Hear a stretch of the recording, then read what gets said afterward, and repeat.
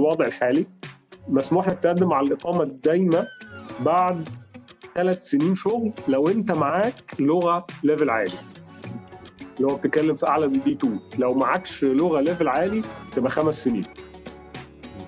وبعد كده بعد لما بتوصل ان انت تير 2 فيزا في شغل في الNHS او في شغل او دكتور يعني شغال لمدة 5 سنين، بيحق ليك ان انت تقدم على indefinite leave to remain، الإقامة الدائمة. بس في خطوة في الجرين كارد مش هينفع تعملها غير لما تخلص الويفر بتاعتك. بعد آخر خطوة دي هي دي اللي الوقت بقى بيختلف فيها، بس بشكل عام الموضوع ممكن ياخد سنة سنتين. فانت توتال ممكن تاخد لها حاجة بتاعت حسبنا كام دلوقتي 7-8 سنين. اهلا بيكم في حلقة جديدة من بودكاست The Nomad MD، بودكاست من الدكاترة عن الدكاترة للدكاترة واي حد في القطاع الطبي عموما مهتم بالسفر. مش عايز اطول عليكم، يلا نخش في الموضوع. حميحو سابنا ومشي، بس يعني على ما يجي مع حميحو كنت عايز بقى يعني نتكلم في فكرة الباث واي للإقامة والسيتيزنشيب والحاجات دي في انجلترا. الوضع بيبقى عامل ازاي؟ يعني عايز اسأل فتحي الموضوع ده. يعني خلاص انت بتوصل بيبقى معاك، يعني قول لي كده ايه انواع الفيزا، ومن اول انواع الفيزا لحد بقى ما بتوصل ان انت يبقى عندك سام سورت اوف اقامة دايمة لحد ما يبقى عندك سيتيزنشيب. الوضع ده بياخد فترة قد ايه، وايه التشيك بوينتس يعني؟ ماشي. هو الموضوع يعني انواع الفيزا، انت غالبا هو في 3 انواع فيزا الناس يعني ايه بتتراوح ما بينهم. اول نوع اللي هو النوع الستاندرد فيزيتور فيزا، اللي هو انت هتضطر تطلعه كده كده وانت بتعمل امتحان بلاب 2، او لو انت هتطلع تعمل زماله من الزمالات اللي هي امتحانها العملي مش موجود في مصر، هتحتاج تعمل ستاندرد فيزيتور فيزا، ودي يعني فيزا بسيطه جدا كانك رايح سياحه. اللي مش هيحتاج يعملها شخص اوريدي مسجل مثلا عن طريق ان هو خلص الزماله كلها في مصر او في اي بلد ورايح على شغل على انجلترا بعد ما سجل خلاص. ده الشخص اللي مش هيحتاج يعملها تاني بوينت. الناس الدكاتره المصريين لما بييجوا يشتغلوا في انجلترا بيشتغلوا على نوعين. النوع المين ستريم العادي جدا اللي هو بيخش فيه 80 90% 95% من الناس، اللي هو الوظائف التريننج والنون تريننج. وظائف التريننج بروجرام ده اللي هو اخره ان انت بتبقى استشاري سيرتيفايد استشاري، والنون تريننج اللي هو السيرفيس جوب. عادي انت بتشتغل بعقد ان كان بقى بيرمننت كونتراكت فيكس تيرم كونتراكت، بتملى وظيفه يعني. بس مش اخره ان انت بتوصل لاستشاري. عشان توصل لاستشاري محتاج حاجات تانية ممكن نتكلم فيها يعني. بس احنا بما ان احنا بنتكلم في الفيزا هركز على النقطه دي. انت بتقدم بعد لما جالك الريجستريشن بتقدم عن طريق ويب سايتس معينه زي NHS Jobs، ده اللي هو اكثرهم رواجا يعني. وفي ويب سايت تاني اسمه اوريال، ده اللي هو عليه الوظائف بتاعه التريننج. التاني برضو موضوع التريننج والنون تريننج ده موضوع كبير يعني. تبسطا كده بس انا قلت لك يعني ده بس بيوصل الكونسلتنت ده على طول، وده لا. لكن هو التريننج والنون تريننج دي انا عايز اسالك فيها لوحدها يعني بعد ممكن ما نخلص كلامنا عن فيزا عشان نفهم برضو الهيراركي ماشي ازاي. بس انا دلوقتي عايزين نتكلم في حته الفيزا باث واي يعني. اوكي. هو النوع اللي انت بتيجي عليه اللي هو انت خلاص دخلت خلصت الريجستريشن وقدمت على وظائف، جالك انترفيو، الانترفيو يقول لك تعالى ان شاء الله حتى 6 شهور، ان شاء الله حتى لوكم، انت بتقدم على نوع فيزا اسمه تير 2 فيزا. تمام. وانس ان انت جيت خلاص انت بتجدد بيبعتوا لك حاجه اسمها السيرتيفيكت اوف سبونسرشيب، اللي هو انا زي الكفاله يعني بتاعت الخليج. انا السبونسر بتاع الدكتور ده، فلو سمحت يا سفاره طلعي له الفيزا. فبتقدم بيها وبتطلع لك الفيزا، ومن هنا بعد لما بتيجي انجلترا بتاخد اللي هي بطاقه الاقامه. تمام.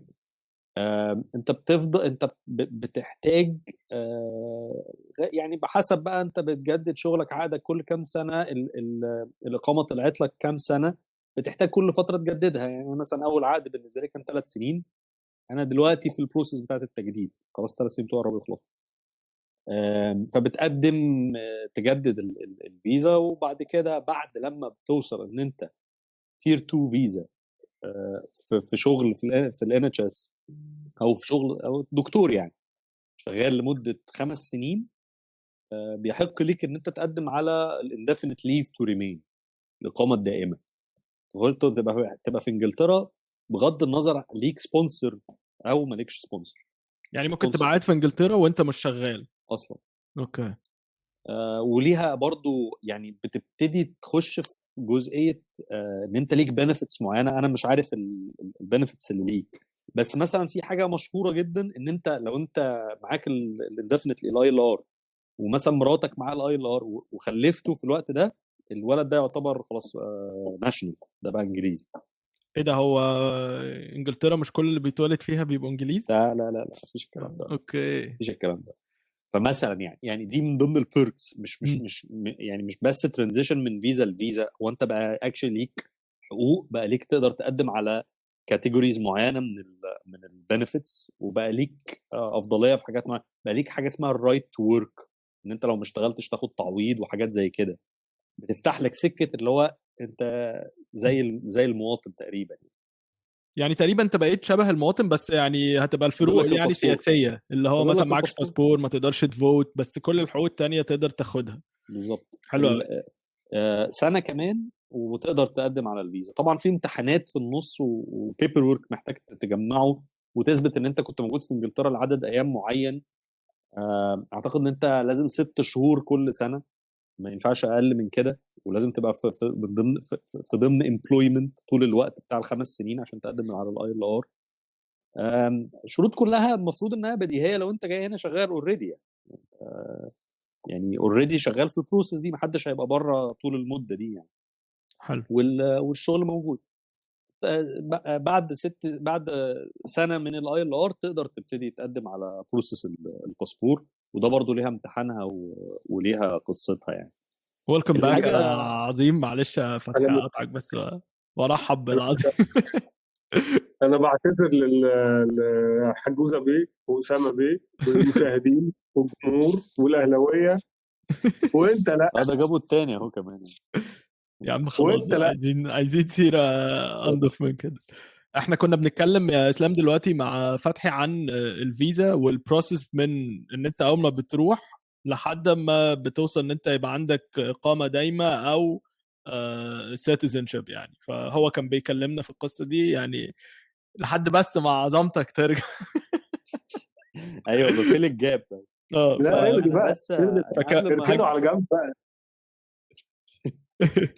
فكمل لنا كده فتحي عشان هو بس ما نقطعش مفيش. الترين اوف ثوت. هو اخر حاجه عايز اقول لك عليها في موضوع الفيزا ده، ان في نوع تاني اصلا من النوع الاخير من الفيزا. هو انا كده خلصت، انا عايز اقول على التير 2 والبروسيس بتاعت الفيزا. هي ذات سيمبل يعني. الورقيات انت بتعرفها از يو جو يعني، وهتهتم بيها لما توصل للمراحل الاخيره يعني. وفي ناس حتى بتهاير محامي يعني حتى عشان تضمن ان الورق ما يحصلش فيه مشاكل. النوع الاخير من الفيزا اللي انا عايز اتكلم عليه اللي هو التير 5. في حاجه في مصر، في حاجه مش في مصر، حاجه هنا مخصصه للدكاتره اللي موجودين في مصر او يعني الاوفرسيز، اسمها الميديكال الام تي اي، اللي هو الميديكال تريننج انيشيتيف. دي زي وظيفه مؤقته. انت جاي بريكوايرمنت ان انت بعد لما تخلص دورك في الوظيفه دي ترجع تاني، ومش بتحتاج الريجستريشن بالطريقه الكونفنشنال بتاعتها. يعني انت لا محتاج تكون معاك زماله ولا محتاج تكون معاك بلاب. انت كل اللي محتاجه عدد معين من السنين اكسبيرينس. اعتقد انه حسب كل مجال، اعتقد ان هي سنتين في كل مجال. يعني انت مثلا تقدم اندو محتاج سنتين في الاندو، وتقدم عظم محتاج سنتين في العظم، ومحتاج كواليفيكيشن او بري كواليفيكيشن. يعني يبقى معاك جزء اول من الزماله او جزئين من الزماله او ماجستير مثلا من مصر. طب هي دي بتبقى ايه ميزتها؟ يعني ان انا ابقى طالع على فيزا تير 5 عن ميزتها ان انت مش محتاج ريجستريشن. انت ممكن تبقى في سكتك عادي جدا وعايش حياتك في مصر، وبعدين تقرر زي كانك طالع بعثه او كانك طالع مهمه مثلا، تمام. وممكن العقود بتتراوح ما بين سنه وثلاث سنين، فانت يعني اوريدي ايه شايف يعني ايه مخرج من اخر النفق يعني، فاهمني. فانت يا غربه ومش غربه في نفس الوقت، وهي تجربه كويسه لحد عايز يبص الناحيه التانية، ياخد فكره يعني الناحيه التانية. اكسبيرينس محترمه جدا لحد مش نسيسيرلي عايز يشتغل في الغرب. ممكن تبقى حتى فلوس كويسه لدكتور صغير وطالع لوحده. فهي في النص. المشكله في تير 5 فيزا انها doesn't add up للايام اللي انت محتاجها عشان توصل للديفنت ليف او عشان توصل بالتبعيه للباسبور، ولكنها موجوده. وحصل يعني هيكب صغير في ايام الكوفيد وما بقتش از يعني انفايتنج ولا جاذبه از قبل كوفيد. لكن يعني الانيشيتيف بروجرام لسه شغال ولسه الريكويرمنتس بتاعته موجوده. وتاني يعني ميزتها الكبيره ان انت مش محتاج تبقى ريجسترد عشان تقدم. حلو قوي. حجوز انا سايبك بقالي كتير. اتفضل. احنا بنسمع كل الكلام العظيم اللي كان بيتقال. لا انا عايزك تسمع وتكتب وراهم كمان. شغال والله. انا باخد انت نوتس. لسه في دولتين ما رحتهم. لسه عندي شويه معادلات كده محتاج. انا سمعت المانيا الوضع شكله فيه امتحانات كتير فحبيت فطلعتك فوديني هناك بسرعه. حجازي انا عارف طبعا ان انت اوريدي ماشي في السكه بتاعت كندا، وانت دلوقتي قاعد في امريكا. يعني انت ماشي في سكه الكندا بالنسبه للهجره، وانت دلوقتي قاعد في امريكا، فانت اكسبوزد للحته بتاعت الاميجريشن دي في الدولتين. فلو هقول لك كده تحكي لي عن الستبس بتاعت كندا في الهجره، وازاي ده اثر عليك في التقديم بقى في امريكا، ان انت بتتعامل كانك يعني مش مواطن كندي بس، يعني حد معاه الاقامه في كندا وبيقدم من امريكا. انا بس في الاول عايز اقول حاجه، بما ان انا بتكلم على كندا وامريكا في حالتين التقديم. يعني اولا انت بالنسبه لكندا علشان تقدم اساسا على المعادلات وان انت تبقى عندك فرصه اساسا ان انت تحاول ان انت تقدم على ريزيدنسي، انت محتاج ان انت يبقى على الاقل معاك اقامه. فده يعني فتح كلام. ف في دلوقتي عشان طبعا هم برضو نقص الدكاتره ده حاجه عامله لهم ازمه كبيره. القوانين عماله بتتغير بسرعه غريبه. لو انت معاك اعرف ان في ناس، سمعت عن ناس كانوا بيقولوا ان هو لو عايز تيجي وحتى هو يسبونسر الهجره بتاعتك ممكن يعملوا كده. وده دليل على قد ايه ان هو ايه الناس يعني مش ما فيش دكاتره هنا، في نقص في الدكاتره عالي في كندا. هو في العالم كله يا ابني والله. طبعا ده بيبقى فيه بقى غباء من قوانين وسياسات الحكومه، فده بيزود العجز في الدوله. بس يعني ما علينا. يعني بالنسبه لحد انا كان معايا كان معايا اقامه في كندا، وده كان السبب اللي انا سافرت كندا من الاول. عشان كده كنت بحاول في الامتحانات وبحاول ان انا اشتغل هناك. الحاجه اللي فرقت معايا وانا بقدم في امريكا ان انا بدل ما ببقى بقدم على ان انت وانت بتقدم على الفيزا لامريكا للشغل في امريكا، انا قدمت عليها من كندا مش من مصر. الفرق مش فرق عملاق. ده هيخلينا نتكلم على الفيز بتاعت امريكا. وهو امريكا هم نوعين فيزا اللي انت ممكن تشتغل بيه.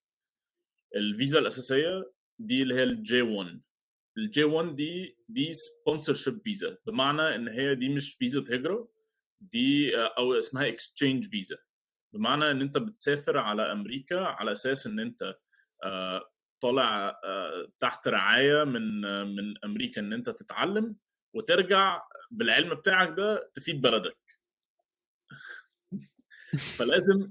فجزء من البروسيس بتاعتها ان انت بتطلع ورقه من البلد اللي انت بتقدم منها على الفيزا، ان انت بتقول ان الحكومه بتاعت البلد دي بتقول ان هي معيراك لامريكا تتعلم وترجع. تمام. في مصر طبعا الموضوع ده بيطلع بسهوله جدا. يعني ما يعني انت اللي انت بتعرفش الموضوع ده، بس بتهيألي في ناس يعني بتروح وزاره الصحه وبتطلعها بكل سهوله يعني.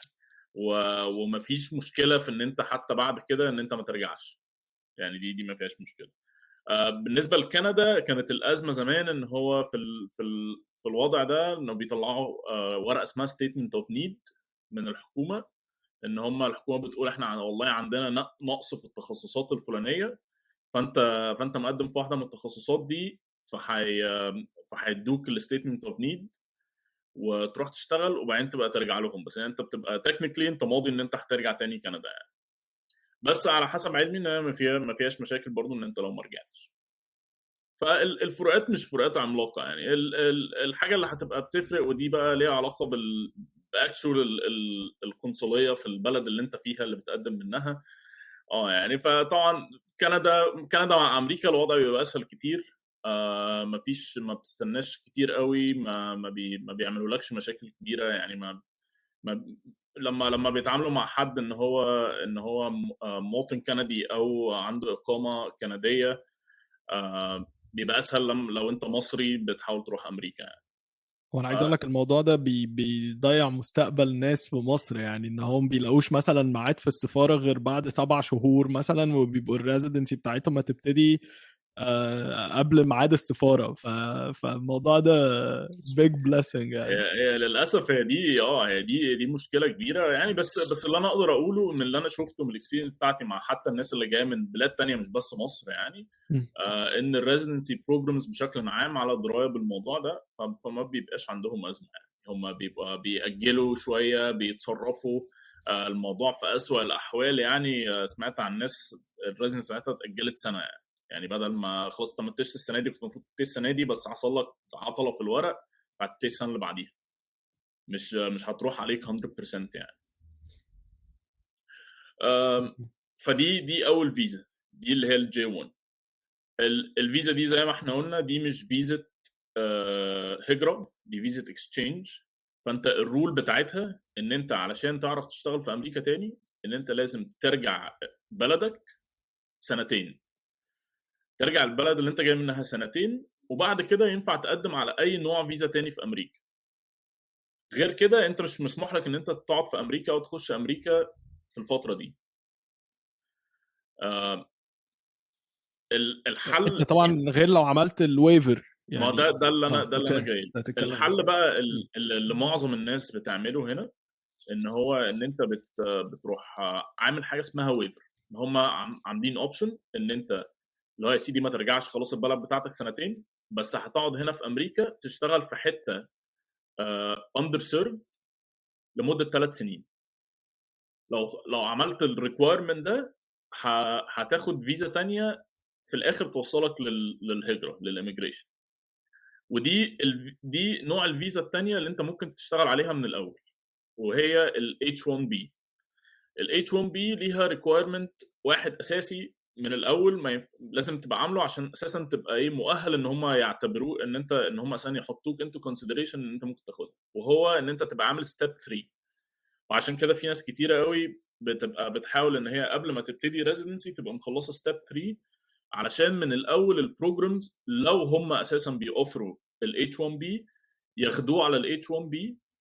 فانت ما تحطش بقى في قصه الويفر والقصص دي كلها. انت اوريدي هتبقى على ال H1B، وايفنشولي بعد ما تلاقي شغل بعد ما تخلص ريزيدنسي هتحاول ان انت تخش في سكه الجرين كارد وتخلص القصه دي وتخش في الاميجريشن يعني على طول. تايم وايز طبعا انت بتقدر تكلمنا على H1B اكتر. انت كنت عليها من الاول. انا على J1. انا دلوقتي ماشي في البروسيس بتاعه الويفر. التايم وايز انت الجي 1 انت طول ما انت في التريننج انت بتبقى على الجي 1. لو خلصت الريزيدنسي وهتعمل فيلوشيب انت لسه على الجي 1. لو حتى هتعمل تشيف يير برضه لسه على الجي 1. على حسب معلوماتي ان الجي 1 ليها تايم ليميت 7 سنين. فانت لو قعدت تعمل تريننج لمده 7 سنين هتقعد تجددها، بس عند السنه السابعه هيبتدي بقى يبقى الموضوع فيه شويه عقبات شويه لو انت لسه اساسا يعني في تريننج عند ال7 سنين. في تريننج بيكمل كتير. في بس هي طبعا بما ان زي ما انت بتقول في تريننج بيكمل كتير، فهي ليها حلول يعني. بس الرول الاساسيه ان هي 7 سنين ممكن تقعد تجدد فيهم طول ما انت في التريننج. اول ما بتخلص بتقدم على الويفر ده، بتعمل شويه ورق مع الحكومه، وبتحول الفيزا بتاعتك للH1 بكونديشن ان انت بتعمل الويفر يعني. لما بتخلص الويفر بقى ممكن يعني throughout البروسيس السنين بتاعت الويفر انت بتبقى برضه ماشي في ورق الجرين كارد، ولما بتخلص الويفر بتخلص اخر ستيب في ورق الجرين كارد، وكل بقى بلد وحسب الوقت اللي بتاخده. بس يعني بالنسبه لمصر جاس ان هي ما بتاخدش كتير قوي يعني، ممكن تاخد لها سنه او سنتين مثلا يبقى معاك الجرين كارد. ك ك ك كإقامة كتصريح عمل، ده الأهم بالنسبة لك. أنت مش هيبقى فيه أي مشكلة، أنت كده وكده كل الفيز دي بتصرح لك إن أنت تشتغل.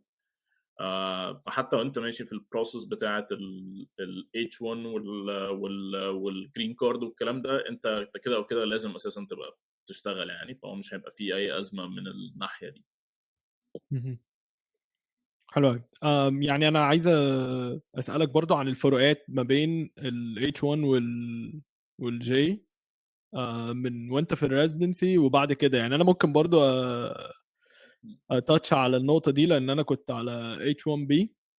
فانا كنت شايف مثلا من اهم الفروقات اللي ما بينهم وانت بتعمل الريزيدنسي حاجتين. اول حاجه اني الجي 1 انت بتضطر تجددها كل سنه.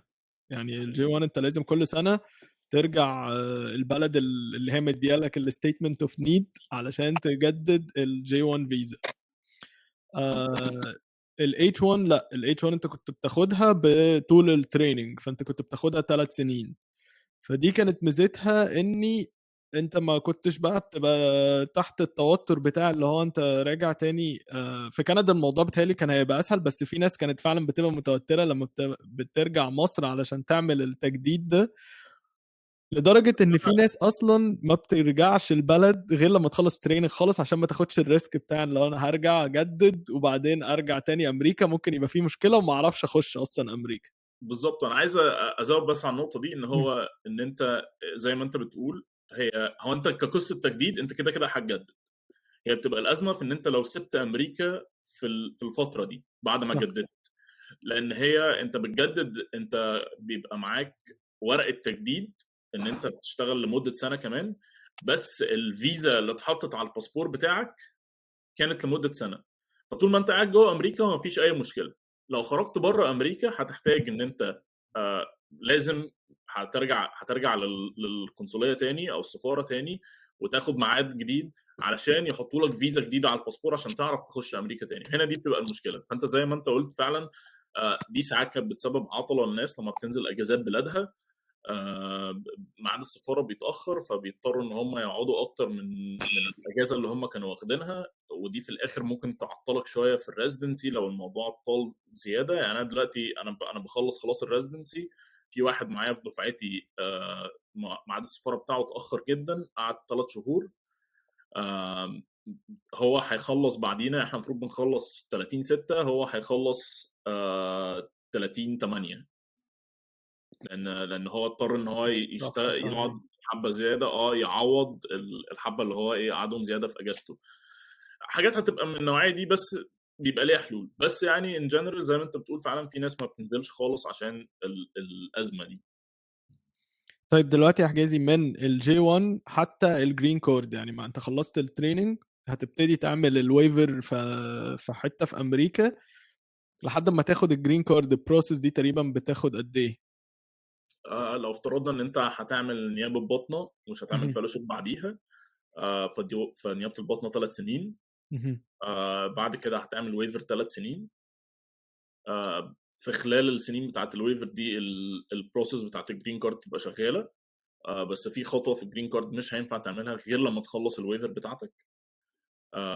بعد اخر خطوه دي هي دي اللي الوقت بقى بيختلف فيها، بس بشكل عام الموضوع ممكن ياخد سنه سنتين. فانت توتال ممكن تاخد لها حاجه بتاعت، احنا حسبنا كام دلوقتي، 7-8 سنين. 7-8 سنين. حلو. يعني كمان انا عايز بس اقوله والناس بتفكر فيه وهي بتقدم على الفيز، ان لو انت بتفكر على فيلوشيب من الاول. الفيزا بتفرق شويه لان في مستشفيات كتير في الفellowship بالذات ما بتاخدش H1B، بياخدوا الجي 1 بس بالنسبه للانترناشونال ميديكال جرادويتس. الغالبيه العظمى في بالظبط. الفellowship ما بتاخدش H1B. فهتلاقي ان الفرص بتاعتك وانت بتقدم على الفellowship اقل بكتير من الجوبز المتاحه ان جنرال يعني، او اللي متاحه حد انترناشونال زيك بس معاه الجي 1. فدي فرق الناس ساعات برضو بتحطه انتو كونسيدريشن لما بتيجي تفكر في الفيز. بشكل عام كلونج رون اقدر اقول لك ان الاتش 1 سلسه اكتر، ما بتحطش عليك ريستريكشنز كتيره. الجي 1 بتحط عليك طبعا ريستريكشنز، وخصوصا لما انت كمان بتيجي تقدم على تدور على ويفر، انت بتدور على شغل يكون في حته اندر سيرفد بحيث ان هو يسبونسر الويفر بتاعتك. فانت برضو بتبقى ليميتد بالحاجات اللي انت بتقدم عليها. مش هينفع مثلا تقول والله ده انا عايز اروح اشتغل مثلا في يونيفرسيتي بروجرام في نص شيكاغو مثلا، او بلاش شيكاغو عشان هي فيها حتت اندر سيرفد في نص المدينه بس يعني في واحده من الميجر سيتيز يعني في هاب موست لايكلي ان انت مش هتلاقي شغل في الحتت دي. او لو لقيت يعني مثلا زي ما كنت بقول مثلا شيكاغو فيها حتت في الداون تاون وحتت في نص المدينه اندر سيرفد، بس مش هتبقى حتت كويسه قوي يعني، هيبقى يعني الشغل تقيل، الكونديشنز مش كويسه، كل الحاجات دي. فدي طبعا برضو بتخلي ان وانت بتدور على شغل الموضوع بيبقى ايه مش سلس قوي يعني. بس في الاخر انت هم بيبقوا 3 سنين وانت خلاص يعني، وانت لو انت من الاول مضطر ان انت في الجي 1 فهي مش ازمه يعني. انا بس لو انت عندك الاختيار، دي الحاجات اللي الناس عاده بتفكر فيها. ساعات انت ما عندكش الاختيار. من انا ما كانش عندي الاختيار في المستشفى اللي انا متشت فيها، انا ما كانش فيه اختيار اساسا، هو جي 1 بس، دي الحاجه الوحيده اللي كانوا بيسبونسروها. حلو قوي. يعني انا عايز بس ازود على اللي انت قلته، هي فتره حصولك من اول ما بتاخد بقى الاتش 1 بي، انت قلت تقريبا في الجي 1 هي تقريبا 7-8 سنين which is يعني مش فارقه قوي عن الاتش 1 بي. يعني الاتش 1 بي انت لو برضو بتتكلم على نفس الموديل ان هو شخص عمل ريزيدنسي بطنه 3 سنين وهو على اتش 1 بي، اول ما بتخلص الريزيدنسي وبتلاقي شغل على اتش 1 بي، بيبقى في بعض المستشفيات بتعمل حاجه اسمها probation period، اللي هي الفتره اللي هي محتاجه تشغلك فيها قبل ما تبتدي تقدم لك على الجرين كارد بروسيس. الفتره دي بتتراوح من 6 شهور لسنه. يعني في مستشفيات بتقدم لك على طول اول ما بتبتدي تشتغل معاهم، وفي مستشفيات ممكن تاخد up to سنه قبل ما تبتدي التقديم اصلا على فكره الجرين كارد معاهم. الجرين كارد بروسيس نفسها من ال H1B ما بتاخدش كتير بالنسبة للمصريين والعرب على فكرة بشكل عام. يعني هي بتتأخر شوية مع الهنود والصينيين علشان بيبقى عندهم باكلوج. المصريين والعرب بشكل عام ما بياخدوش الفترة الطويلة. يعني هي بروسيس تقريبا بتاخد حوالي 2-3 على حسب التايم يعني، وعلى حسب البروسيس. فهقول يعني ان لو انت بعد ما خلصت الريزيدنسي تقدم على الجرين كارد على طول، او المستشفى وافقت ان هي تقدم لك على الجرين كارد على طول قبل البروبيشن بيريد دي او من غير بروبيشن بيريد، فغالبا انت هتاخد الجرين كارد بعد 2-3، يعني حوالي توتال 5 أو 6 سنين من اول ما جيت امريكا. لو عندك بروبيشن بيريد بتزود حوالي سنه، أو يعني 6 شهور لسنه، فهتبقى التوتال حوالي 6-7 سنين من اول ما جيت امريكا المفروض يبقى معاك جرين كارد على الاتش 1 بي. بالتالي الفرق عن الجي 1 مثلا ممكن يبقى في سنه بالكتير. يعني لو انت الاتش 1 بي بياخد الجرين كارد بدري سنه عن الجي 1 يعني. بس في حته كده معينه هم بيمرج، يعني الطريق تقريبا بيبقى واحد سواء الجي 1 والاتش 1 بي تقريبا هو بيبقى نفس الورق في الاخر. هو الجي 1 بس بيتاخر يمكن سنه واحده زياده عن الاتش 1 بي. وعشان كده الاتش 1 بي اسمها فيزا اوف دول انترست. زي ما انت قلت كده الجي 1 مش immigration فيزا، يعني انت ما ينفعش تروحها بهدف الهجره. انت لازم بعد ما بتخلص الجي 1 زي ما انت قلت يا اما ترجع بلدك يا اما تعمل ويفر في حته اندر سيرفد. الاتش 1 بي لا، هو الاتش 1 بي من اولها معروف ان انت ليها immigration pathway. يعني انت ممكن يعني تعتبر ينفع تبقى immigrant visa في المستقبل يعني. فانا بس كنت عايز حابب اوضح يعني الفرق ما بين ال H1B وال J1 في المده قد ايه. الفرق التاني اللي انت قلت انا برضه عايز استريس عليه هو فكره الفellowship وانت على H1B فرصها قليله جدا جدا جدا جدا، اقل بكتير من ال J1. فلو انت حابب fellowship ممكن تبقى ال J1 بالنسبه لك يعني فكره ألذ عشان تخلص الفellowship على طول وتبتدي تشتغل. لو انت مش فارق معاك موضوع الفellowship وفارق معاك الجرين كارد اكتر، بحس ان ال H1B هتبقى يعني اسهل يعني. طيب يعني يا شباب احنا بقالنا ساعتين بنتكلم، فيعني بقترح ان احنا ممكن ناخد بريك كده ونريكونفين تاني. انا خدت بريك خلاص. انت خدت بريك وقفلت علينا ميه ونور. انا خدت بريك. وانا ما لاحظتش ان احنا ماشي. كمل thumbs up. انا بقول لا يعني نشحن التليفون بس ولا انا كده ده تمام. اللي حصل معايا يعني التليفون شحنه، وانا متاسف تاني على هذه التكنيكال ايشوز يعني، بس التليفون شحنه خلص، وعلى بقى ما جبت ما كنتش طبعا واخد بالي. بس اكمل على نفس الوضعيه دي بس. تمام يعني نكمل عادي، ما حدش عايز. حلو قوي. طب يا محميحو يعني هنرجع لك تاني بعد ما حصل اللي حصل. وانت كنت اوريدي بتخلص كلامك في فكره الامتحانات، بس عايز بقى كمان اسالك عن فكره الفيزا زي ما احنا بنتكلم. ايه الباث واي من اول ما بتاخد الفيزا لحد ما بيبقى عندك some sort of اقامه دايمه او اللي هو يعني citizenship شويه. تمام.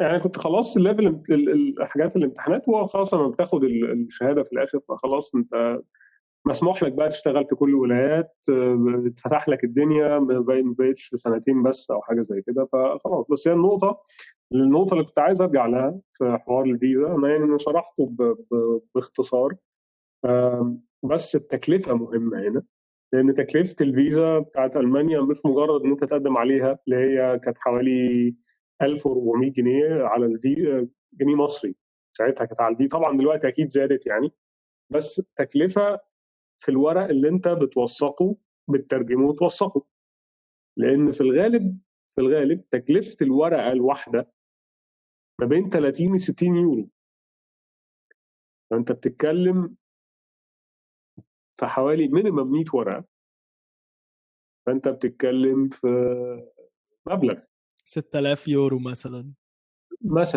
يعني لما تيجي تضرب في 40 دلوقتي في كام دلوقتي؟ انا ساعتها كنت بضرب في 10. هي من رخص. فخدت فلوس يعني لو نقارنها بالمصاريف بقى السفر بتاعت او مصاريف المعادله بتاعت UK ولا مصاريف اليوسملي، هتلاقيها قريبه مش بعيده خالص يعني. المانيا مكلفه. ده حقيقي. انا مش عارف يعني انتوا طبعا النقطه دي مخفله، فكره ان انت بتوثق كميه ورق بهذا الاسعار يعني بهذه الاسعار، يعني النقطه دي مخفله، دي هتخلي التكلفه تضرب. وانا طبعا ما عنديش فكره دلوقتي بقت اسعار ايه، بس كان على الفتره اللي انا قدمت فيها بتترجم الورقه وتوثقها. ساعات كده الموظف بتاع السفاره اللي بيوثق لك الورق بيبقى بيفهم شويه، فيقول لك لا تجمع شويه ورق مع بعض وده اوثقهم لك كورقه واحده. يعني مثلا وثق لي شهاده التخرج وشهاده الامتياز مع بعض، ماشي، وفر لي 30 يورو مثلا، مش كتير. ساعات في ناس محتوى العلمي اللي هو الكبير بتاع الكليه بيوثقوا لهم كورقه واحده، ماشي، بس تكلفه. بلس بقى دي عقبه تانية في السفاره في التقديم على الفيزا ذات نفسها، انه بيطلبوا منك زي ضامن مالي. انت ايه الفاينانشال ريسورس بتاعك؟ فبتقول لهم والله انا اهلي في مصر مثلا، فيقولوا لك طيب. كان قبل كده، كان زمان قبل 2017 كانوا قبل 2016 خاصة كان بيتقدم حساب بنكي حساب بنك في مصر مغطي فترة ال6 شهور اللي هتطلع لك الأول. فخلاص دلوقتي قال لك لا، حساب في ألمانيا، فأنت بتضطر تحول الفلوس من مصري ليورو وتفتح حساب اسمه بلوكد أكاونت في ألمانيا بكامل الفلوس اللي هتعيشك 6 شهور مينيمم، وعلى أساسها بيطلع لك الفيزا.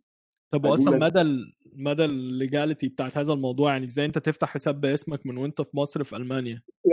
في دلوقتي كذا حاجه اونلاين اوكي. بنوك اونلاين بتقدم عامه البنوك ده موضوع يعني ده خاص بالميول الاقتصاديه اللي انا عارفها. البنوك الاونلاين في المانيا بتاخد الابر هاند تماما يعني. بس من ضمنها بعض البنوك بتقدم موضوع البلوك اكاونت ده، حساب مغلق. بيبقى حوالي 800 يورو او 850 يورو في الشهر، عن كل شهر بتحط 800 يورو لازم تفتحه عشان تعرف تقدم على الفيزا برضه. الفيزا في انواع مختلفه زي ما انتم بتتكلموا كده، بس يعني في 18 فيزا، 18 سي الى 18 سي، 17 اي، 16 دي. ملخصها يعني ان في الغالب بالنسبه للاطباء خاصه مش هيطلع لك فيزا اكتر من سنه، دي لغايه لما تقلبها اقامه، لغايه لما تروح وتشتغل رسمي وتقلبها اقامه هناك. بتختلف بقى المسميات حسب انت البلوك ده اكونت بتاعك قد ايه، حاطط فلوس قد ايه وهكذا. بس انا طلعت لي 6 شهور، كنت حاطط فلوس 6 شهور طبعا، وكان من طبعا فلوس كتير يعني مش قليله على الاطلاق. يعني تحط 800 يورو عن كل شهر في 6 شهور، فالموضوع كان كتير، بس جزء من التكلفه للاسف ولازم الناس تعمل حسابها يعني. فانت بتتكلم في فلوس كتير طبعا. للاسف انا للي هيسمعنا او اللي بيسمعنا الوضع دلوقتي بالجنيه المصري، سوري اي كانت هيلب يعني الموضوع I lost count الصراحه يعني. فما بقتش عارف هل دلوقتي الاسعار زي ما هي زادت وبقت ايه، يعني الموضوع بقى مختلف. المشكله ان انت عشان تلاقي ميعاد فيزا موضوع ضرب نار، فبتاخد وقت كتير على ما تلاقي ميعاد فيزا. وهي دي بقى اللي هنا البروسيس اللي انت بتسيب فيها ناس يحجزوا لك ميعاد اول ما يلاقوا على النت. في ناس بتقعد بالسنه مثلا عشان تلاقي ميعاد بس، وبتاخد الفيزا. بعد كده موقف المانيا من الاقامه بعد كده الجنسيه الطف كتير من موقف امريكا زي ما كنتوا بتتكلموا. مش عارف بريطانيا للاسف ما سمعتش فتحي كويس للعطل اللي من عنده اللي هو المسؤول عنها. اي حاجه فما بتحصل سمعتش غلط فتحي المسؤول عنها. مسؤول. اسف ف... فللاسف ما سمعتش يعني ايه المقارنه. بس المانيا قانونها واضح، انت بتطلع لك الاقامه بتاعتك بناء على عقدك في الشغل. الاقامه بتطلع لك في الاول سنه واحده، وبعد كده بتطلع لك بناء على عقدك في الشغل. عقدك في الشغل في الغالب لو انت ثبت نفسك وعديت البروبيشن بيريد 6 شهور في الاول بيطلع لك على فتره الريزيدنسي كلها عقد الشغل، فبالتالي بتعرف تطول الاقامه بناء على العقد في المره الثانيه. يعني مثلا لو فتره الريزيدنس بتاعتك طلع لك عقد الشغل 4 سنين، هيطلع لك الاقامه 4 سنين بس من التجديد الثاني اللي هي من ثاني سنه، فهتطلع لك 3 سنين على سبيل المثال يعني. القوانين بيغيروها بصوره دوريه وبيخلوها في صف المهاجرين عموما في المانيا، عشان هم محتاجين ناس بصوره كبيره عماله في كل الحاجات، اطباء وغير. ايش هو توتال انا محتاجه عشان توصل للجنسيه من يوم السفر؟ ما انا هقول لك، هم عاملين بيغيروا القوانين حاليا. الوضع الحالي مسموح لك تقدم على الاقامه الدايمه بعد 3 سنين شغل لو انت معاك لغه ليفل عالي، اللي هو بتتكلم في اعلى من B2. لو معكش لغه ليفل عالي تبقى 5 سنين. فاللغه هنا عامل فارق. الجنسيه حاليا من 6 ل 7 سنين، يعني يسمح ليك ان انت تقدم عليها بعد 6 سنين من بدايه دفعك للضرائب. اول شهر اشتغلت فيه 6 سنين، وعلى ما تقدم بتخش في السنه السابعه، لان البروسيس برضه ليها احوال خاصه يعني. لازم تقدم وتاخد ميعاد وتخلص ورقك وبتاع، فدي في الغالب بتاخد 7 سنين. النقطه ودي حاجه ابيلينج شويه اللي ممكن يكون عايز يسافر، ان هم بيفكروا يقللوا المده دي، خلوها 5 سنين بدل 6، فبالتالي هتبقى اسهل شويه. موضوع الازدواج النقطه ما انا كنت لسه هدخل. انت تبلع ريقك يا ابني، لا تبلع ريقك، سيبونا نتكلم بقى. اصلا انا ما انت سمعتش. مش طمنين، ما انت ممكن تختفي في اي ثانيه. دي حقيقه، دي حقيقه. الزواج الجنسيه للاسف مشكله، ما زالت مشكله. مش مسموح ان ما فيش غير دوله واحده مسموح لها ان انت تاخد الجنسيه الالمانيه معاها. كملوا الدوله دي ايه؟ مش عايز هي اخمن. دوله واحده هي دوله واحده في العالم، هي اللي مسموح لها ان انت تاخد الجنسيه الالماني معاها، غير كده مفيش. الدوله الواحده بتبدا بحرف الاسرائيل. مش عايزه يعني. بس في قانون، في مشروع قانون دلوقتي بيتناقش في البرلمان ان هم يسمحوا بالازدواج للدول الاخرى. فاحنا منتظرين الموضوع ده، في الغالب هيمشي يعني ان شاء الله، يعني في الغالب هيمشي. فاحنا منتظرين القانون ده لان هيفرق كتير. قول لي يا اسلام، بس معلش عايز اسالك، هو ايه الفرق الجوهري يعني ما بين الاقامه الدائمه والجنسيه؟ يعني مثلا احنا في امريكا الفرق بين الجرين كارد والجنسيه هو الباسبور والرايت تو فوت بس. معظم الحاجات بعد كده انت بتتعامل كانك مواطن امريكي. في المانيا الوضع عامل ازاي لما بتبقى معاك الاقامه الدائمه؟ زي ما انت قلت بالظبط، مش فارق كتير، غير ان الاقامه الدائمه طبعا بتجددها لازم لما تجدد الباسبور في المصري، فبتجددها برضو تبعا يعني او تباعا. غير كده زي ما انت قلت بالظبط، باسبور و الفوتنج رايتس والفوتنج رايتس بقى، وبقيه الحناكش دي طبعا. يعني انا مش عارف انت امريكا الجنسيه بعد قد ايه؟ امريكا وانت مع يعني بعد ما بتطلع جرين كارد بتهيالي 5 سنين، صح؟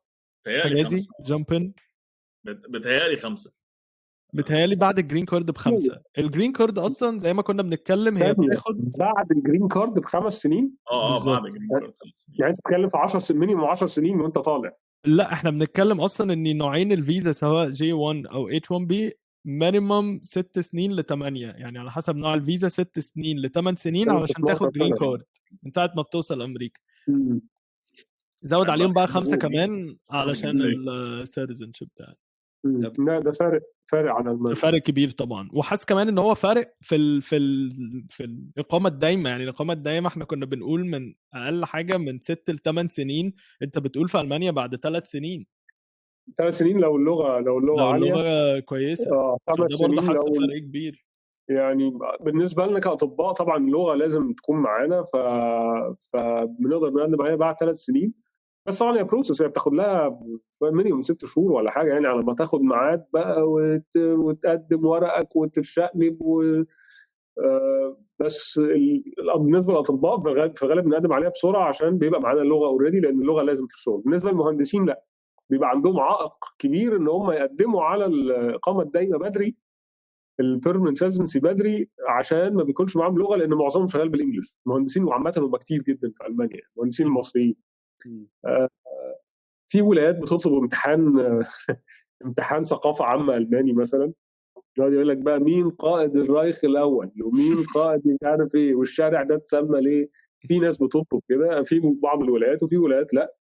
بس فولكسفاجن لا، هي دي النقطه ان الثقافه هم الالمانيه.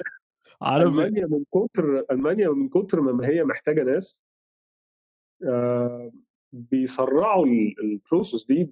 عايزين ناس، هم محتاجين ناس بشده، خاصه في المدن الصغيره والاماكن النائيه، محتاجين ناس بشده يعني بصوره قويه جدا. فبيحاولوا بقى يخلوا الموضوع ابيلينج بصوره او باخرى، خاصه موضوع الاقامات والجنسيات لناس مختلفه. فمثلا الفتره اللي جيت فيها الحمد لله يعني، لو قارنتها بفتره مثلا لو حد جه قبلي ب5 سنين مثلا، لا هتلاقي ان هو خد الاقامه الدايمه متاخر، وخد مش عارف ايه متاخر، والجنسيه قدموا عليها بعد 10 سنين وهكذا. بس طبعا هم كاي دوله غربيه عندهم حساسيه شويه ان انت تقدم على الحاجات دي بدري، اللي هو بتحسسهم ان انت جاي عشان الحاجات دي بس. مالك يا نجدت في ايه؟ انت مستعجل ليه يا حبيبي؟ مستعجل على ايه؟ ما تبلع ريقك. ساعه بتحطي روج. بس النقطه ان هم مزنوقين، هم في كورنر. دكتور في المانيا يعني، ده هدف حياتي يعني، مش جاي لكم عشان الجنسيه ولا حاجه. ما هم لا، هم بالنقطه بقى ان هم محتاجين عماله مثلا. فالاتراك كتير قوي موجودين او بيجوا يقول لك انت مش هتديني جنسيه بدري، طب انا ماشي سلام عليكم. العماله الناس اللي اقل شويه كمستوى تعليمي بالنسبه لهم ابيلينج. هو مش هيجي يعذب الراجل ويديله مينيمم ويج يخليه يشغل المصانع المتلتله ويشيل له المجتمع، وفي الاخر يقول له لا زيك لازم بقى تخلصي اللغه وتخلصي كذا وتخلصي كذا ويبعد المواعيد. لا، فهم عمالين يبدروا المواعيد بصوره او باخرى لانهم محتاجين ناس صوره جديده. طب انا كنت عايز ابتدي اتكلم بقى في فكره طبيعه العمل في كل بلد يعني، وعدد ساعات العمل، وقد ايه الشغل كدكتور اصلا يعني متعب سواء انت فين في العالم. مش هفتح البلاعه دي، بس يعني عايز بس اسال وارجع تاني الحجوزه واساله يعني بالنسبه للشغل في امريكا، يعني انت خلاص بتخلص الريزيدنسي بتاعت البطنه اللي هي نيابه البطنه 3 سنين، ف يعني عايزك تقول لي كده الشغل في امريكا عامل ازاي كمجهود وايز، وعدد ساعات العمل عامله ازاي، والاجازات عامله ازاي، عشان بس الناس تعرف اللي متحمسه على امريكا هي برضو داخله على ايه. بس تعرف هي جايه فين. بالظبط. مبدئيا كده السكه بتاعت امريكا زي ما معظم الناس عارفه هي بتبتدي بالنيابه بالريزيدنسي. فتره الريزيدنسي يعني زي ما كل الناس بتقول هنا، يعني انا لسه هشوف دي بيقول لك ان دي بتبقى اصعب فتره من ناحيه ساعات العمل والاجازات والحاجات دي. انت بتبقى نايب، فانت اقل واحد في الفود تشين من الاخر. ما فيهاش الهيراركي زي بتاعت مصر يعني، ده اكيد، بس انت ستيل انت بتعتبر ان انت تريني، انت مش بتشتغل كفول دكتور. فالحياه الرغيده بتاعت الدكاتره في امريكا انت ما بتشوفهاش. انت بتبقى بتاخد مرتب يعتبر كويس في مجتمع وايز في الشريحه المتوسطه يعني، بس هتبقى الى حد كبير يعني فوق اللي هو زي ما تقول اللي هو ايه paycheck to paycheck، اللي جاي على قد اللي رايح بالظبط يعني. فدي طبعا ده اول نقطه من ناحيه الفاينانشال. من ناحيه ساعات العمل بتبقى كتير. انت الاوفيشال اللي هم بيتحاسبوا عليه المستشفى ان انت ما ينفعش تشتغل اكتر من 80 ساعه في الاسبوع، واللي هو اصلا 80 ساعه ده رقم كبير بس يا يعني جماعه. احنا عشان نبتدي كده فتح كلام 80 ساعه ده اساسا حاجه مش ادميه يعني. بس يعني هو انت ايه، انت لو اكتر من 80 ساعه المستشفيات تبتدي تحاسب. في مستشفيات طبعا على حسب كل مكان يعني، في مستشفيات بتلتزم بالكلام ده، وفي مستشفيات الكلام ده بالنسبه لهم بلح وبيتضرب وخلاص، وانت بتبقى بتشتغل ايه زي الحمار في الساقيه. ساعات الشغل، او مش هقول ساعات الشغل بتفضل واحده، بس اللود الشغل بيقل سنه صغيره مع كل سنه وانت بتخلص في الريزيدنسي يعني. طبعا لما انت بتبقى انترن اول سنه في الريزيدنسي دي، ده بيبقى اكتر لود شغل، غير ان انت بتبقى لسه جديد مش فاهم حاجه. فالموضوع كل الحاجات دي بتفكر ان في فكره ان انت بتشتغل ساعات عمل كتيره، بتشتغل شغل تقيل، الدنيا زحمه وانت ستريس لان انت لسه برضو بتبتدي. فكل ده بيفكر في جزء تاني، الشفتات المسائيه، شفتات النايت بتختلف برضو على حسب المستشفيات. في مستشفيات بيبقى عندهم شفتات نايت كتير، في مستشفيات ما بيبقاش عندهم شفتات نايت خالص. او لا، مش شفتات نايت لازم هتعملها. في مستشفيات بيبقى عندهم شفتات 24 ساعه، في مستشفيات تانية ما بيبقاش عندهم شفتات النايت كده وكده هتتعمل. انا كان قصدي على الشفتات ال 24 ساعه. دي حاجه كويسه طبعا لو حصل ان انت اشتغلت في مستشفى ما فيهاش شفتات 24 ساعه. دي بتفكر ان في حته الارهاق والبيرن اوت اللي بيحصل لك في فتره الريزيدنسي يعني. الجهاز ده في انهي تخصص ولا في كل التخصصات؟ انا بتكلم ده مينلي في البطنه، ده مينلي في البطنه. طبعا تخصصات تانية ساعات العمل بتاعتها هتختلف. لو هتبقى بتتكلم على تخصصات جراحيه، الناس دي بتتفشخ بالمعنى الحرفي للكلمه. ده حقيقي. يعني انا ما اعرفش بالظبط تفاصيل عن قد ايه ساعات العمل بتاعتهم، بس يعني هم عايشين في المستشفى. ده حقيقي. الميزه الوحيده اللي في امريكا في الحته دي كمقارنه بمصر، ان انت في قوانين بتضمن لك ان انت اتليست هتاخد اجازات، مش هتفضل قاعد في المستشفى زي في مصر يقول لك تعالى استلم نيابه وهات معاك شنطه هدومك وابقى بقى شوف اهلك كمان شهر والكلام ده. هتبقى بتاخد اجازاتك عادي. لازم يعني دي حاجه بتبقى متوفره لك. غير طبعا ان حصل في امريكا في الفترات اللي فاتت بعض مواقف ان في ناس انتحرت في النيابه. فبقى في اويرنس اكتر من ناحيه ارهاق الريزيدنتس والكلام ده. فالريزيدنسي بروجرامز بشكل عام بقى عندهم شويه حساسيه ناحيه الموضوع ده، ولو حد بس بان عليه ان هو مرهق يعني بيجروا وراه عشان يريحوه. صح. الكلام ده طبعا بيختلف بالستيتس. انا عارف ان انت اسامه عملت الريزنس بتاعتك في نيويورك. طبعا نيويورك معروفه ان هي ده مذبحه الريزيدنتس. ده حقيقي. بس يعني هو more or less the same. يعني هو البار بس بيطلع وينزل. يعني البار بتاع استحمال الريزيدنتس بيطلع وينزل بس more or less the same. احنا البار بتاع استحمال الريزيدنت كان عالي شويه، اللي هو 80 دي ما كانتش اوفيشال قوي. بس اللي هو لا برضه يعني ما كان لسه محتفظين بفكره ان ما ينفعش تشتغل اكتر من 7 ايام ورا بعض ستريت، لازم على الاقل يبقى في يوم في النص. يعني كان لسه في حاجات يعني محتفظين بيها. بيحافظ ان انت يكمل بيك لحد النهايه بس. بالظبط، يعني مش عايز يقتلك من اول سنه برضه. ثانية انت بتقول بعد كده بار عالي 80 ساعة، دي معناه ان انتوا كنتوا بتقعدوا اكتر من 80 ساعة. يعني 80 ساعه دي ما كانتش يعني 80 ساعه دي الاوفيشال، بس ساعات كنت في روتيشنز بتضطر تقعد فيها اكتر من 80 ساعه في الاسبوع يعني. هو 80 ساعة في الاسبوع ده كتير. بالظبط، احنا كنا بالظبط. لسه بنقول ده كده 80 الاوفيشال. ساعه اصلا كبار كتير، فهو ساعات بيعدوا كمان يعني. انا عايز اقول لك ان هم اول ما ابتدينا ريزيدنسي كانوا بيحكوا لنا قصه 80 ساعه دي على اساس ان هو انتصار تاريخي للريزيدنت. ايوه. احنا برضو يعني كانوا بيقولوا لنا كده، كانوا بيقولوا لنا انتوا اصلا كويس ان انتوا بقيتوش تعملوا 24 ساعه. يعني فكره ان انت تعمل 24 ساعه وتكمل 12 بعديها وتقعد 36 وتروح نص يوم وحاجات مصر دي. دي كانوا بيقولوا لنا يعني انتوا كويس قوي ان الحاجات دي اتلغت. بالظبط. يعني هو الواضح ان هو كام سنه فاتت كان يعني اكتر من كان 10 سنين مثلا فاتوا ولا حاجه، كان الوضع مزري اكتر. وبعدين الحمد لله حطوا قوانين بقت 80 ساعه في الاسبوع. حاجه والله كفر يا ابني. بس والله حاجه مضحكه، فاهم؟ اللي هو احنا بعد ما كسبنا الحرب احنا بقينا 80 ساعه في الاسبوع بس، فاهم؟ احنا قننا الفشخه بتاعتك.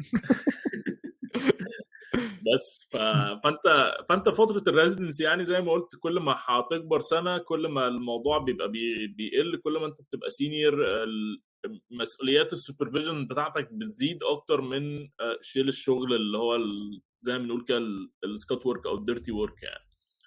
وهو يعني بشكل عام في امريكا ما فيش ديرتي ورك كتير يعني، مش ما يقارنش اساسا بمصر يعني. بعد ما بتخلص الريزيدنسي يعني طبعا انا ما اقدرش اتكلم غير على البطنه دي اللي انا عندي فكره عنها، وطبعا كريم اسامه يتكلم اكتر مني بكتير في الحته دي. انت بيبقى عندك الاوبشن ان انت يا اما تشتغل اوت بيشنت، ده شغل عيادات، تبقى بتشتغل عيادات، او تشتغل ان بيشنت اللي هي الهوسبيتالست جوب، تشتغل دكتور باطنه بتاع مستشفى، تبقى شغال مينلي في المستشفى. في بعض شغلانات بيبقى الموديل بيبقى ميكست، ان انت بتشتغل شويه في المستشفى وشويه في العياده، بس دول مش كتير قوي دلوقتي. شغل العياده طبعا ده بيبقى مواعيد العمل بتاعتك بتبقى من اللي هو مواعيد العمل العاديه اللي هي من 8 او من 9 ل 5، وبتاخد الويك اندز اوف. بيبقى شغل اوفيس يعني. فدي طبعا الابيل الكبير بتاعه اللايف ستايل، لان انت ما بتبقاش مفشوخ قوي في اللايف ستايل بتاعك. على الناحيه الثانيه الهوسبيتالست ده بيبقى بيشتغل الموديل الاساسي اللي موجود دلوقتي في امريكا 7 on 7 off، بمعنى ان انت بتشتغل 7 ايام وتاخد 7 ايام اجازه. طبعا يعني الموديل ده لما بتسمعه ده very appealing، يعني لو انت هتشتغل 7 ايام وتاخد 7 ايام اجازه، يعني انت تشتغل نص السنه بس، طبعا يعني دي حاجه ممتازه. خادع. وهنا طبعا ايه سوسه هو اللي يدينا خبرته في الحته دي. خادع. هو زي ما كنت بقول لك قبل كده، هو انت فاكر احساسك يعني كل سنه وانت راجع المدرسه بعد اجازه الصيف الليله بقى بتاعت بكره انا عندي مدرسه الصبح دي ترم جديد، هي الليله دي انت بتحسها كل اسبوع، فاهم؟ انت بتقعد 7 ايام اوف، فانت الليله اللي انت عندك شغل بكره بقى فيها دي فكره بقى انا راجع المدرسه تاني. بس بس هو يعني طبعا يعني انا كنت هقول يعني بشكل عام، يعني مقارنه بالفشخه اللي انت كنت فيها قبل كده بالنيابه يعني والريزدنسي، انت اكيد يعني حياتك بتبقى اريح كتير يعني. وبشكل عام يعني ان شيفت الشغل بيبقى 12 ساعه، يعني هو ده المتعارف عليه، شيفت الشغل بيبقى 12 ساعه. انت بقى على حسب انت والناس اللي معاك وجدولك وطبيعه الشغل في المستشفى اللي انت فيها، ممكن تمشي بدري، لازم تسلم اللي بعديك فلازم تقعد تستنى، كل الحاجات دي يعني طبعا بتختلف. صح. انا بس كنت عايز ازود على ال 7 on 7 off دي اني طبعا هي تبدو ان هي appealing، بس هي برضو دريننج شويه، لان انت بتشتغل 7 ايام وبتقف 7 ايام، بس انت الايام اللي انت شغال فيها انت شغال 12 ساعه، فانت شغال كل يوم 12 ساعه لمده 7 ايام متواصل، وبعدين بتأجز 7 ايام متواصل برضه، فالاجازه طويله والشغل طويل، فيعني تحس ان هو مفيش بالانس قوي. مشكلتها التانية برضو ان انت ما فيهاش اجازات سنوية، يعني انت ما فيش زي لو انت شغال مثلا Monday to Friday من 9 ل 5 بيبقى عندك اجازة سنوية 3 اسابيع 4 اسابيع في السنة تقدر تاخدهم. لا، لو انت شغال 7 on 7 off في 95% من الحالات ويمكن يكون اكتر مفيش حاجة اسمها اجازة سنوية. هو انت عشان تاخد اجازة سنوية انت بتحاول تظبط جدولك ان انت مثلا تشتغل اسبوعين ورا بعض فتاخد اسبوعين اجازه ورا بعض، او تشتغل 3 اسابيع ورا بعض فتاخد 3 اسابيع اجازه ورا بعض، انما ما فيش بي تي او او اللي هو الباي تايم اوف اللي هو الاجازه السنويه. فدي برضو من المشاكل التانية بتاعتها. مشكلتها التانية برضو ان انت بتمس every other weekend، يعني انت كل ويكند شغال ويكند لا، ويكند شغال ويكند لا، فانت عشان تاخد اجازه انت ما بتاخدهاش مع بقيه الناس، انت بتاخد اجازه لوحدك بيسكلي يعني. فالناس اللي شغاله وبتقف الويكند انت مش كل ويكند بتقدر تاجز معاهم. الحاجه الرابعه ان يبقى زي ما كنت بقول كده ال7 ايام اون ممكن يبقوا فيري دريننج، لان انت بتشتغل 7 ايام متواصل 12 ساعه تقريبا اليوم يعني. في مستشفيات بيبقى الموضوع فيها لاكس اكتر، ان انت ممكن تمشي بدري ما تكملش ال 12 ساعه يعني، بس انا بقول لك اللي بيبقى موجود في العقد بتاعك هو ان انت بتشتغل 12 ساعه لمده 7 ايام متواصل. فالسبع ايام كان بي دريننج، خصوصا ان انت بتشتغل ساعات طويله لمده 7 ايام متواصله، وفي نفس الوقت برضو ال7 ايام اوف كان بي يعني طويله، يعني لو انت بتبقاش عايز 7 ايام اوف، يعني لو انت بتبقى عايز يومين 3 وترجع تاني تشتغل بدل ما تقعد تقف كتير وتشتغل كتير.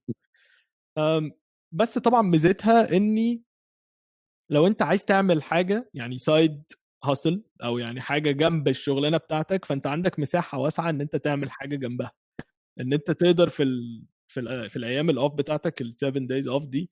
في ناس بقى بتذاكر، يعني في ناس بتذاكر بقى ماسترز وبتعمل ماسترز وكده، ان انت عندك اسبوع اجازه يعني 7 ايام. في ناس بتشتغل شغلان تانية، يعني بتبتدي بقى تمون لايت وتشتغل دكتور برضه في حتة تانية. في ناس بتبتدي تبص بقى في حاجات تانية غير الطب اصلا في ال7 دايز الاوف دي. ففي ناس مثلا بتبتدي تركز في الريسيرش لان بيبقى عندها وقت اكبر في الريسيرش. فكره اصلا ان انت تقدر تسافر بقى سفريات صغيره، لو انت 5 ايام هنا 5 ايام هنا، فدي برضو بتبقى ميزه. بس انت لو جيت يعني سالتني انا بشكل شخصي، انا هقول لك يعني I'd rather اعمل 5 ايام واجز يومين من ان انا اعمل 7 days on و 7 days off، لان 5 ايام واجز يومين ويبقى عندي اجازه سنويه هتبقى بالنسبه لي موديل احسن بكتير من ان انا اعمل 7 days on 7 days off من غير ما يبقى عندي اجازه سنويه. بالنسبه لي انا شخصيا، في ناس ممكن تحب هذا الموديل، بس يعني انا شايف ان هو عيوبه اكبر من مميزاته. هو بشكل عام يعني اللي انا سمعته عن الموديل ده يعني طبعا منك ومن ناس تانية كتير، حتى اتندنجز عندي في المستشفى وناس اساسا سابت الشغل بتاع الهوسبيتالست وراحوا يا اما فيلوشيبس او غيروا حتى اوت بيشنت ميديسن، ان هو بعد فتره الموضوع بيبقى دريننج، يعني انت بتبرن اوت من السايكل اللي ما بتخلص، فاهم؟ 7 اون 7 اوف 7 اون 7 اوف، انت eventually بتبرن اوت. صح، هو طبعا في ريت اوف بيرن اوت، عشان زي ما بقول لك انت بتريح المكن خالص، وبعدين بترجع بعد 6 ايام او 7 ايام اجازه تبتدي تشغل المكن تاني، فانت بتجو from 100 to 0 every week. لو انت شغال شغال شغال و7 ايام ورا بعض شغال وخلاص، وبعدين هوب انت خدت اجازه 7 ايام، بعدين بقى في اليوم السابع ارجع بقى سخن المكن تاني عشان انت داخل على 7 ايام جداد. ففكره الالترنيشن دي ان انت بتجو من 100 to 0 كل اسبوع، دي ده المين بوينت اوف بيرن اوت، ان انت مش شغال شغل رتيبي مستمر عادي، لا انت شغل جامد بعدين اجازه، شغل جامد بعدين اجازه، فطبعا مع الوقت هتجيلك بيرن اوت يعني. ما بس خلي بالك الموديل ده هو طبعا ده الكلام ده بعد الريزنسي صح؟ عشان انا حاسس ان ده انا بعد فاهم الريزدنسي، صح، ده بعد الريزدنسي. ده وانت اتندنج. بس اللي انا الريزدنسي انت كنت ما عايز بتشوفش اقوله النور. الريزنسي انت كده شغال، انت بتشتغل 7 اون وبعدين تاخد يوم اجازه بالظبط. وبعدين ترجع تشتغل 7 تاني. المهم يعني لا بس حاجه تانية كنت عايز اقولها عن الموديل ده، ان هو طبعا الموديل ده فيري ابيلينج من ناحيه الامبلويرز ومن ناحيه المستشفيات، فحتى في سبيشالتيز تانية دلوقتي انا سامع ان مثلا في الاي دي في الانفكشوس ديزيزز ابتدوا يتجهوا لموديل مشابه برضه، ان هم يشتغلوا 7 اون 7 اوف. ففي كذا حتى سبيشالتي تانية بيتجهوا الموضوع ده، لان طبعا بالنسبه للامبلوير هو لا بيفكر بقى في كفرج في الويك اند، لا بيفكر في كفرج في الاجازات ولا اي حاجه. او انت شغال 7 ايام بتوعك دول جم في كريسماس، انت شغال عادي، انت مالكش دعوه، انت كده هتاخد اسبوع اجازه بعديها. فهو طبعا يعني السيستم وايز هم شغالين زي الفل. انا حابب اسجل اعتراضي الشديد على 7 اوف 7 اون دي. ده شيء مش ده شيء مش صح. لعينه هو بيجر رجلك لعينه وانتشرت. انا ما اعرفش انتشرت ازاي. هي تبدو ابيلينج، يعني هي تبدو ابيلينج ده انت هتاجل 7 دايز بعد ما تشتغل، بس هي لعينه في الكونديشنز بتاعت ال7 اون دي 12 ساعه في الاسبوع مش منطقي. 12 ساعه في اليوم انا اسف، مش منطقي يعني. مش انت كده مش هتلحق تريح. هو انت اوفيشلي وديليبرتلي بتدرين نفسك. بالظبط، علشان تريح بقى في ال7 دايز اوف بتوعك. مش منطقي اريح. طب مفيش ريكفري كده، مش منطقي يعني. احنا مش بنلعب كوره، مش فتره اعداد. في مستشفيات هي بتبقى كده، هي حرفيا بتبقى كده. انت كل اسبوع بتبقى في فتره اعداد وبعدين بتاخد اجازه سنويه، فتره اعداد اجازه سنويه، انت between the two extremes طول الوقت. انا جربت حاجه مشابهه في مصر في المستشفى البنك الاهلي، كان شغل 4 ايام وراحه 3، بس 4 ايام انت شغال 24 ساعه، انت بايت في المستشفى يعني. انت قاعد يعني شغال وما بتنامش فيهم غالبا يعني. طبعا هيبقى ارخم شويه من 7 اوف 7 اون دي، بس لا مش ما كانش منطقي يعني.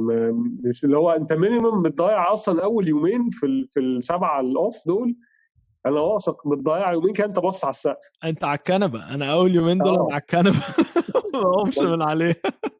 وبعدين بقى ان انت محتاج اصلا تشغل مكنك ان انت تريموتيفيت يور سيلف اصلا ان انت تعمل حاجه في ال7 اوف دي، لان مع الوقت هتلاقي نفسك بتتحول ان انت هي 7 اوف دي 7 ايام على الكنبه بالظبط كلهم. بالظبط. وزي ما كنت بقول كده، انت بقى بتيجي اليوم السابع ده اللي هو انت بكره هتبتدي الشغل ده انت ده يعني هات لي قادر اللي اضربه، فاهم يعني؟ هات لي اي حاجه بقى تسخني على الشغل تاني. انا بقيت في مود الانتخب. فلا مش حلوه يعني. لو بس في ناس بتحبها يعني، ممكن يبقى ليها مميزات. لو انت عندك بلان لل7 اوف دي، هي بتديك فرصه ان انت تعمل حاجه في الوقت الاوف يعني. وبعدين علشان انا بس انا عندي، معلش انا متاسف، انا عندي طلب. هل ممكن ناخد بريك عشان انا التليفون شكله هيعمل حركه برضه مش لطيفة. ماشي اوكي. انا او حاسس أو ممكن ان اخد انا بريك يعني. لا ممكن زي ناخد ما انت بريك عامه. احنا بقالنا يعني اولموست 3 ساعات، فممكن يا ناخد ساعه بريك يا ساعه بقت كام ونريكونفين. اصلا؟ الساعه داخله على 11 يا جدعان يا جماعه.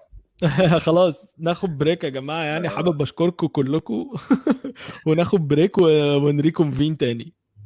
اوكي ده كلام زي الفل. سي يو ليتر ولا كده. thumbs up. جود باي يا اولاد. حابب اشكر كل اللي وصل لحد هنا واقول له شكرا انك كملت الحلقه لحد اخرها. لو عجبتك الحلقه دي يا ريت تعمل لايك وشير، ومتنساش تعمل سبسكرايب عشان ما تفوتش الحلقات الجايه. ولو عندك سؤال ممكن تزور موقعنا www.thenomadmd.online وتبعت لنا اي سؤال واوعدك هنجاوب عليه. وبس كده، اشوفكم الحلقه الجايه.